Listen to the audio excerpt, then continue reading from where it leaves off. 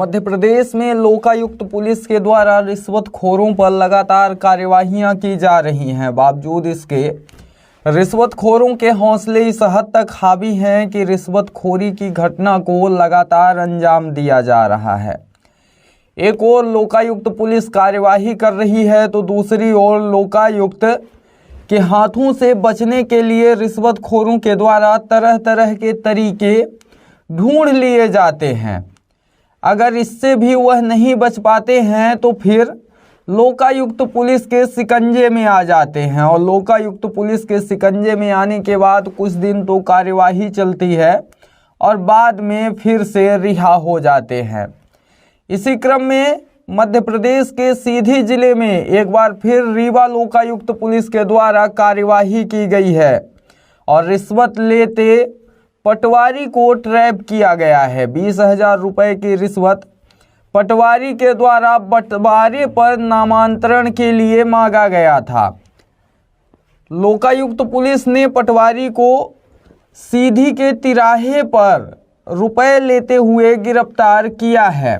आइए पहले पूरा मामला जान लेते हैं कि आखिरकार पूरा मामला क्या था और क्यों पटवारी को लोकायुक्त पुलिस ने गिरफ्तार किया है। रीवा के नेहरू नगर निवासी धनेंद्र सिंह भदौरिया के द्वारा लोकायुक्त पुलिस में शिकायत की गई थी कि अजय कुमार पटेल हल्का पटवारी तितिरा शुक्लान तहसील रामपुर नैकिन जिला सीधी के द्वारा उनकी बिक्री की गई जमीन का बंटवारा एवं नक्शा तरमीम करने के एवज में 20,000 रुपये की रिश्वत मांगी गई है, जिस पर लोकायुक्त पुलिस के द्वारा पहले शिकायत को सत्यापित किया गया और जब लोकायुक्त पुलिस के द्वारा सत्यापन कर लिया गया और यह पाया गया कि 20,000 रुपये की रिश्वत की मांग पटवारी के द्वारा की गई है, तब लोकायुक्त पुलिस के द्वारा पूरा प्री प्लान बनाया गया और अपने पैसे देकर शिकायतकर्ता के हाथों में भेजा गया। सीधी तिराहे पर जब पटवारी और शिकायतकर्ता दोनों की मुलाकात हुई और सीधी तिराहे पर जब पटवारी को शिकायतकर्ता 20,000 रुपये दे रहा था, इसी दौरान लोकायुक्त पुलिस के द्वारा रंगे हाथों गिरफ्तार कर लिया गया। सीधी तिराहे पर यह पूरी कार्यवाही हुई है। 12 सदस्यीय टीम के द्वारा पूरी कार्यवाही की गई है। पूरी कार्यवाही रीवा लोकायुक्त एसपी गोपाल धाकड़ के नेतृत्व में की गई है। लगातार मध्य प्रदेश में रिश्वतखोरों के द्वारा एक पर एक रिश्वतखोरी की घटना को अंजाम दिया जाता है, खास तौर पर राजस्व के मामलों में। राजस्व का मामला एक ऐसा मामला है जहां पर छोटे स्तर से लेकर बड़े स्तर तक के अधिकारी पैसा ले रहे हैं। बस लेने का तरीका सबका अलग अलग है। कोई दलालों के माध्यम से ले रहा है तो कोई खुद से ही ले लेता है। खैर, आज जो पटवारी ट्रैप हुआ है वह छोटे स्तर का कर्मचारी है, रिश्वत ले रहा था। उस रिश्वत में पता नहीं कितनों का परसेंटेज था और कितनों के हिस्से थे, लेकिन पटवारी के द्वारा अभी तक कुछ ऐसा बताया नहीं गया है। राजस्व अधिकारियों की अगर बात करें तो छोटा सा काम आप लेकर जाइए राजस्व में, बिना रुपए दिए कुछ काम होता नहीं है।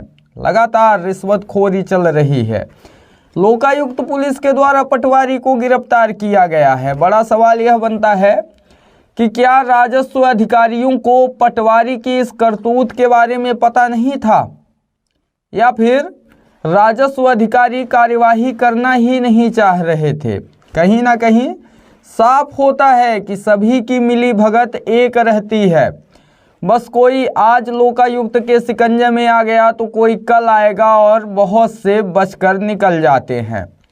ऐसा ही चल रहा है और ऐसा ही चलता रहेगा। सरकार एक ओर दावे कर देती है कि रिश्वतखोरी 0 स्तर पर आ गई है, हम लोग रिश्वतखोरों को किसी भी हाल पर छोड़ेंगे नहीं, लेकिन जब आम जनता अपनी दुख तकलीफ लेकर, अपनी शिकायत लेकर उन राजस्व अधिकारियों के पास जाती है, तब उन्हें पता चलता है कि आखिरकार रुपए कितने मायने रखते हैं और बिना रुपयों के कितना काम होता है और रुपए देने के बाद कितना काम होता है। हालांकि देखना दिलचस्प होगा कि आज लोकायुक्त पुलिस के शिकंजे में जो पटवारी आया है, इस पर क्या कार्यवाही होती है और कब तक के लिए यह निलंबित रहता है और कब तक लोकायुक्त पुलिस के शिकंजे में रहता है। इसी के साथ मैं विजय तिवारी, बहुत बहुत धन्यवाद। के निवासी भानेंद्र ठाकुर हैं, ये रीवा के निवासी। इनके द्वारा शिकायत की गई थी कि रामपुर नैकिन के पटवारी अजय पटेल द्वारा 20,000 रुपये रिश्वत की मांग की जा रही है इनके ज़मीन के नामांतरण के संबंध में। जब ये शिकायत की गई 31 जनवरी को, इसके बाद सत्यापन कराया गया। सत्यापन के पश्चात सही पाए जाने पर पुलिस अधीक्षक महोदय के आदेश से आज ट्रैप कार्रवाई आयोजित की गई थी और अजय पटेल पटवारी को पैसे लेते हुए आज रंगे हाथों गिरफ्तार किए गए। सर 20,000 की पूरी रकम? 20,000 की पूरी रकम बरामद की गई है। क्या कुछ कार्रवाई की जाएगी? अब प्रकरण दर्ज किया जाकर आगे विवेचना की जा रही है। चालान प्रस्तुत करके न्यायालय में प्रस्तुत करेंगे।